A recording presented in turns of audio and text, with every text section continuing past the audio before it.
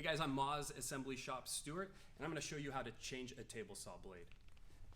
So the first thing to do is make sure the machine is powered off. So when the green light's gone, you can then remove the plate.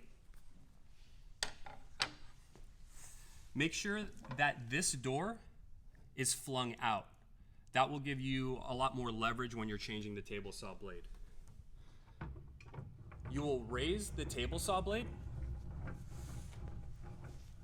using the crank next to the power button.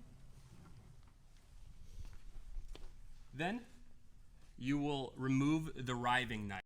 So you pull this lever up, slide it out. There's just 2 pins that hold it in. Set it aside. The next step, you're going to grab your wrenches that are to the left of the table saw. You're going to use the black wrench on the left side and the silver wrench on the right side. And what you will do is simply loosen the nut on the right side. Once the nut is loosened, you are going to unscrew it fully, being sure to not drop it down into the machine itself. Once you have the nut, set it aside, and you are going to remove the collar that's on the other side, on the side of the saw blade itself. Once the collar is removed, you can remove the saw blade itself. For putting the saw blade back, the logo should be on the left side. The teeth of the saw should be coming towards you, just how it is in operation. When you put the saw blade back on, you simply fit it onto the bolt.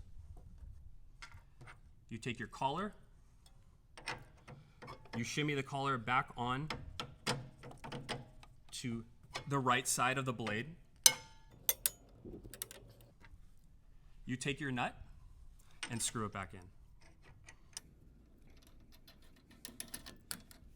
All right, now to fully tighten, you take your wrenches again, your black wrench and your silver wrench, and we're going to just go the opposite way until it's tight, but do not over tighten it. If you over tighten it, that can lead to wear on the screw. The last step is to put the riving knife back. The riving knife has a poke-yoke system with peg blocks. They will only fit in one way, and you put the riving knife directly down into those until you are locked in, and then you depress this lever to lock it into place. You will then lower the saw so you can put the plate back on. Close the gate to prevent sawdust from getting into the saw area. Put the plate back on, and that's how you change a saw blade.